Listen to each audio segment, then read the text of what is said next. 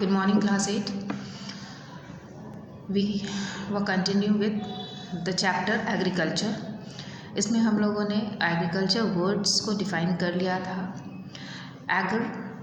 Agriculture जो एक Latin words है. एगर मीन्स फील्ड और कल्चर मीन्स कल्चर, कल्टिवेट.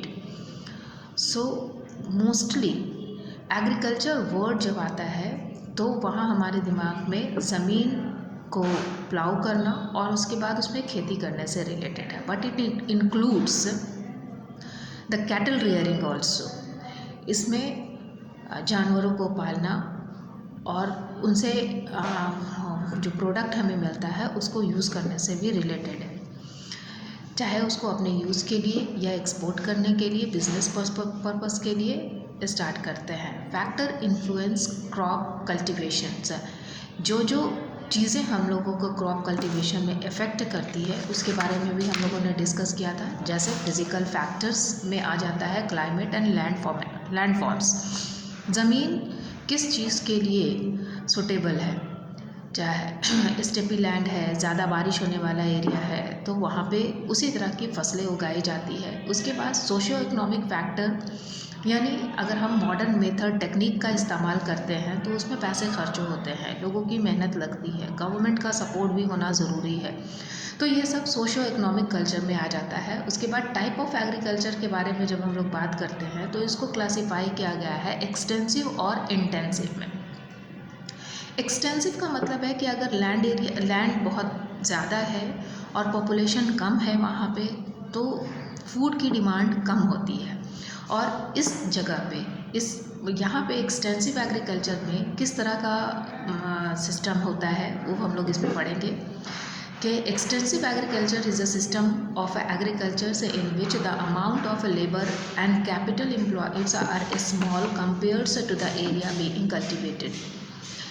जिसमें हम लोग एरिया ज़्यादा होता है उसमें स्मॉल अमाउंट लगाया जाता है, पैसे कम खर्च किए जाते हैं, कैपिटल यानी पैसे कम लगाए जाते हैं और एम्प्लॉय भी जो है कम होते हैं. And it is usually practised in the spares populated areas, यानी जहाँ पे पॉपुलेशन कम होती है और लैंड ज़्यादा होती है, अबेंडेंट होती है, मतलब सफिशेंट होती है, तो वहाँ पे इस तरह से एक्सटेंसिव एग्रीकल्चर करते हैं. एंड पूरे साल में खेतों में सिर्फ एक या दो फसल लगाई जाती है. लेकिन इंटेंसिव एग्रीकल्चर इसका जस्ट अपोजिट होता है. तो इस सिस्टम में क्या करते हैं कि amount of labour and capital employeds are large comparatively to the extensive agriculture. उसके बाद ये डेंसली पॉपुलेटेड एरियाज़ में होता है. अब डेंसली पॉपुलेटेड है तो वहाँ फूड की डिमांड ज़्यादा होती है लेकिन लैंड कम होता है. अब लैंड कम होने की वजह से वहाँ पे फर्टिलिटी उसको फर्टाइल बनाने के लिए पैसे भी ज़्यादा लगाए जाते हैं, मेहनत भी ज़्यादा लगाई जाती है, मॉडर्न टेक्निक का इस्तेमाल किया जाता है ताकि वो हमारा जो फसल जो है वो ज़्यादा से ज़्यादा हो सके. Based on the objective of cultivation agriculture is mainly of two type, subsistence agricultures and commercial agriculture. अब सबसिस्टेंस एग्रीकल्चर से क्या है. Subsistence agriculture is practiced by the poor farmers whose plots are so small and they can produce just enough to support their families. जिन लोगों के पास छोटी ज़मीन होती है, छोटे किसान होते हैं, उनकी फसल बहुत ज़्यादा मात्रा में नहीं होती है, वो सिर्फ अपनी फैमिली को खिलाने के लिए अपने खेतों से फसल उगा लेते हैं और उनके पास ज़्यादा पैसा भी, कैपिटल भी नहीं होता है, ज़्यादा मॉडर्न टेक्निक का इस्तेमाल नहीं कर पाते हैं. आफ्टर ऑल पुअर फार्मर्स जिनके पास छोटी ज़मीन है. लेकिन उसमें फिर शिफ्टिंग कल्टीवेशन भी आ जाता है.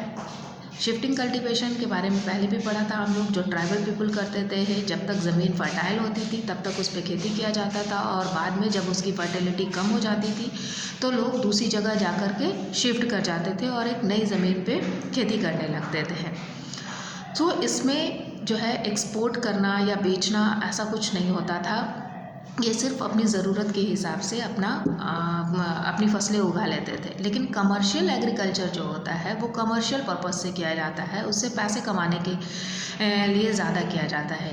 इसमें क्या होता है कि crops are grown mainly for sale, generally farmers specialised in growing in single type of crops. जो फार्मर कमर्शियल फार्मिंग करते हैं वो अपने लिए चुन लेते हैं कि कौन सा चीज़ ये ज़्यादा उगा सकते हैं, इनके खेतों में कौन सी चीज़, चाहे चावल हो या गेहूँ हो या गन्ना हो, इस तरह की चीज़ें चुन लेते हैं जिससे उनको ज़्यादा फ़ायदा हो सके, और एक ही फसल पे वो लोग कंसंट्रेट करते हैं।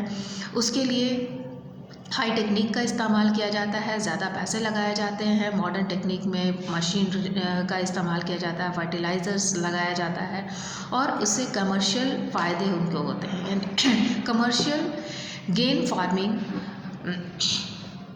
Plantation agriculture, dairy farmings and ranchings, यानी इसमें जो है कमर्शियल फार्मिंग में तुम्हारा कैटल रेयरिंग, डेयरी प्लांटेशन, ये सारी चीज़ें आ जाती है जिससे उनको ज़्यादा से ज़्यादा पैसा कमा सकते हैं। एंड कमर्शियल गेन फार्मिंग से is usually carried out on large scientifically managed farm in the areas of a low population density.